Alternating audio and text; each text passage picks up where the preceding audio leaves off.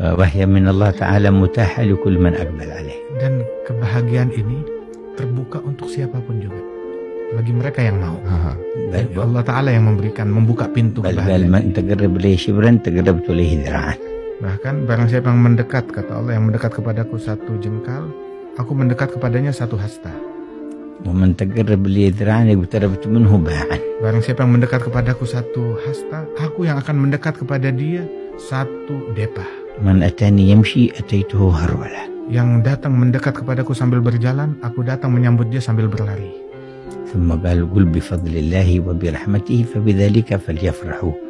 Kemudian dikatakan, katakanlah dengan anugerahnya Allah, dengan rahmat dan kasih sayangnya Allah, bergembiralah, bahagialah kalian.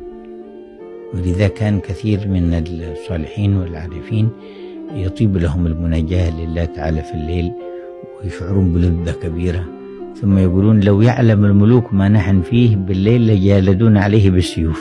Makanya banyak dari orang-orang soleh dari kaum arifin itu, mereka itu gemar munajat, doa tahajud di tengah malam, dalam kesendirian mereka munajat, berduaan dengan Allah Subhanahu wa Ta'ala. Kemudian mereka merasakan kelezatan yang luar biasa, bahagia sekali, sampai mereka bilang, seandainya raja-raja mereka mengetahui nikmat yang saya punya dan mereka bisa merebutnya, mereka bakal merebutnya dari saya. Tapi nggak bisa direbut nikmat ini. Saya jadi penasaran, pernah marah nggak kalau gitu? يعني ألا تغضبون بشيء أو تزعلون على شيء؟ بعبوديتنا له نحب أن لا يكون غضبنا إلا لغضبه. غضبه فقد عند الاسم له التجاهر بمعصيته وتعدي حدوده، فنكون مقتدين برسول الله صلى الله عليه وسلم، كان لا يغضب لنفسه ولا يغضب إلا لله تبارك وتعالى ويرضى لرضاه. Ya, atas hukum atau dasar pengabdian kita, penghambaan diri kita kepada Allah Ta'ala, ya kita nggak boleh marah untuk diri kita. Tidak boleh marah untuk diri kita. Marahnya kita ya karena apabila Allah Ta'ala marah akan sesuatu, maka marahnya kita karena Allah Subhanahu wa Ta'ala.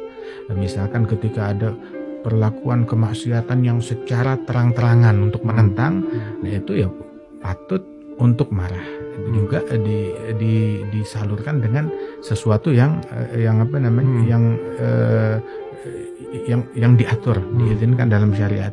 Itu disebutkan Nabi Muhammad itu, beliau nggak marah untuk dirinya sendiri, tidak marah karena nafsunya sendiri, marahnya karena Allah Ta'ala, dan marahnya ketika syariat dilanggar, syariatnya Allah Ta'ala diganggu, maka Rasulullah marah. Jadi maaf saya potong. Jadi kalau misalnya ada orang ngata-ngatain Habib Jindan atau ngata-ngatain Habib Umar gitu, kasar gitu, nggak marah? يعني إذا واحد يسبكم يتكلم عليكم ما تزعلون؟ نعلم أننا بسببه نحصل أجر كثير، فما نحب نحن بسببه نحصل أجر وهو بسببنا يحصل وزر. Ya kan kita tahu kalau kita dimaki, dicaci, berkat si pencaci ini kita dapat pahala banyak. Kita dapat pahala banyak. Masa kita balas dengan sama aja ya? Kita balas dengan dia dapat dosa banyak. Iya. Jadi mana kita bukan cuma sekedar kita mau memaafkan agar dia nggak dapat dosa juga. ثم جعلنا نتشبه بالأنبياء كانوا يؤذون ويسبون وهم يحلمون ولا يغضبون. Pencaci, pembenci, terima kasih buat dia menjadikan kita ini punya suatu kesempatan untuk mirip dan mencontoh para nabi-nabi yang dulu dicaci, dimaki, diganggu, dan ya harusnya ini kesempatan ya kita syukuri. Nanti ada nih orang-orang protes nih, dia bilang saya kadang-kadang sakit doa tapi nggak sembuh. Nah gimana tuh kalau ada yang nanya gitu? Ada fi بعض الناس يعني يقولون أنا دعوت الله تعالى مرضت وأنا دعوت لكن لم يشفى. يكون في هذا عدة حكم. الأول أن الدعاء مهما صدر من الإنسان بصدق وإخلاص فله نتيجة قد تظهر قريبا أو متأخرة وقد يدركها أو لا يدركها. Ada beberapa hal berkaitan dengan doa ini ya. Ada doa itu ketika keluar dari seseorang dia panjatkan kepada Allah Subhanahu wa taala, itu terkadang hasilnya itu bisa instan saat itu juga ataupun juga bisa tertunda. Tertundanya bisa dalam waktu dekat, bisa juga dalam waktu lambat. Bisa juga dia kesampaian sekarang di dunia ataupun dia nggak kesampaian dari apa yang dia harapkan itu. كان سيدنا عمر يقول إني لا أحمل هم الإجابة لكن أحمل هم الدعاء، أي كيف يدعو إذا صدر الدعاء بإخلاص وصدق وعلى وجهه مع حضور مع الله تعالى، فلا أحمل هم الإجابة وإنما أحمل هم الدعاء. Sayyidina Umar bin Al-Khattab, beliau bilang, sesungguhnya yang saya prioritaskan itu di dalam prosesi doa itu bukan agar dikabulkannya doa. Bukan agar dikabulkan doa. Bukan agar dikabulkan doa. Oke. Akan tetapi yang saya prioritaskan adalah kesempatan saya untuk diberikan kesempatan oleh Allah untuk berdoa itu. Sehingga saya fokus dalam doanya kepada Allah Ta'ala. Adapun dikabulkannya itu bonus tambahan nanti. Jadi seperti kayak anak orang tua ya, meminta, betul. Ya ini ke walad li abih. Yani yutah lahul majal lis-su'al wat-talab. أيوه نعم هو كذلك. مجال مفتوح.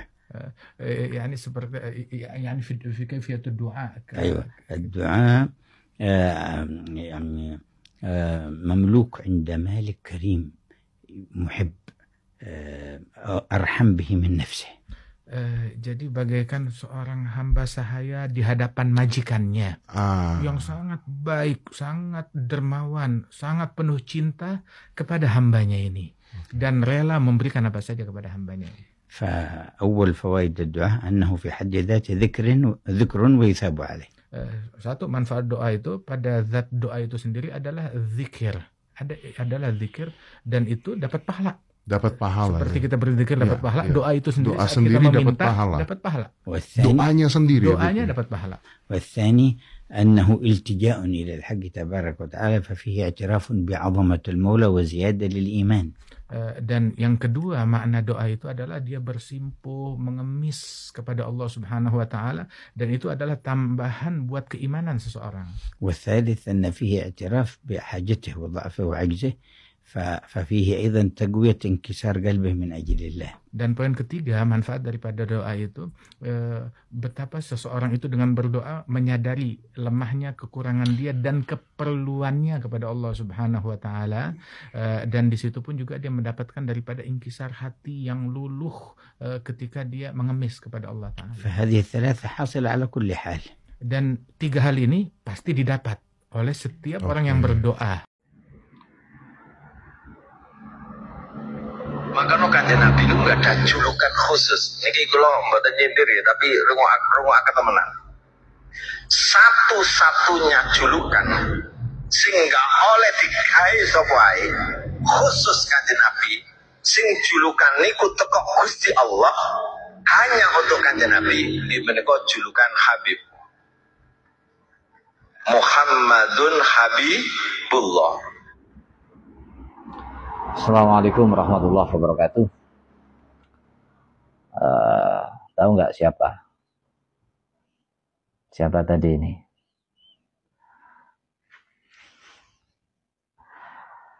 Gus Rizal ya, yang kemarin juga sempat mempermasalahkan sholawat Al-Yamani, yang akhirnya ditanggapi oleh beberapa santri. Ya, pondok pesantren saja dia sudah menanggung malu ya, dengan klarifikasi di panggung ya. Klarifikasinya itu menunjukkan bahwa dia menunjukkan literasinya sangat minim sekali tentang hal-hal yang dia sampaikan di publik. Dan ini sekarang dia mengatakan bahwa gelar Habibullah itu gelar dari Allah kepada Rasulullah khusus kepada Nabi Muhammad ya. Hanya kepada Nabi Muhammad khusus ya. Benarkah khusus ya Gus? Keterangan dari mana khusus itu? Adakah hadisnya? Adakah makalah dari ulama? Dalam kitab apa? Tolong tunjukkan Gus ya. Lalu yang kedua, tidak boleh dipakai selain oleh Nabi Muhammad, gelar Habibullah. Tidak boleh hanya khusus kepada Nabi Muhammad, dan tidak boleh. Siapa yang tidak memperbolehkan, Gus? Adakah hadisnya? Atau bahkan Al-Quran mungkin? Atau makalah ulama? Di kitab apa? Khusus dan juga tidak boleh untuk yang lain. Padahal ulama-ulama kita itu banyak yang mengatakan tentang Ba'alawi itu, nama-nama Ba'alawi menyebut langsung dengan Habib. Ya. Ulama-ulama Nusantara ya, dalam kitab-kitabnya menyebutkan Habib. Bahkan Syekhul Hijaz, ya, ulama Hijaz yang dari Nusantara, Syekh Nawawi Al-Bantani, itu dalam kitabnya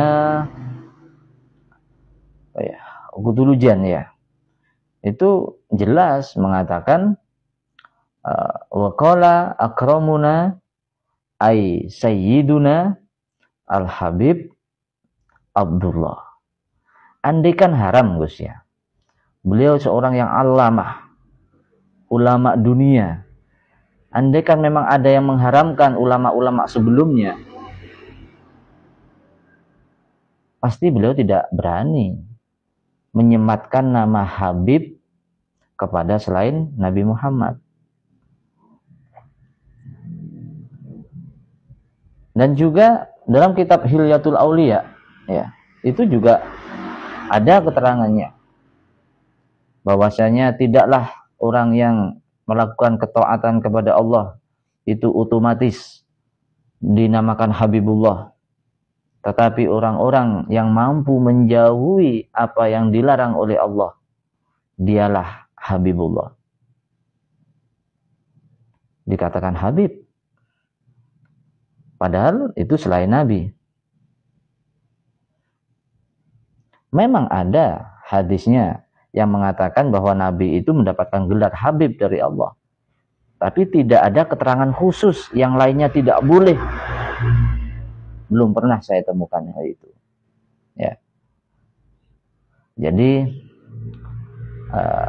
ucapan-ucapan, perkataan-perkataan yang seakan-akan benar seperti ini belum tentu kebenarannya, apalagi perkataan-perkataan seperti ini hanya untuk menyudutkan para habaib yang bergelar Habib daripada kalangan sadah atau sayyid keturunan Rasulullah, hanya untuk menyudutkan mereka.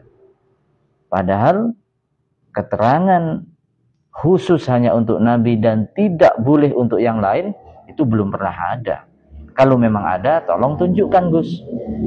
Atau para pendukung pembatal nasab habaib, para pembenci habaib, tolong. Dasarnya dari mana? Al-Quran kah? Hadis kah? Qaul ulama kah? Di kitab apakah? Sedangkan yang memperbolehkan banyak sekali. Ulama-ulama besar dunia, ulama-ulama kita Nusantara mengakui habaib dan mengatakan dengan julukan Habib.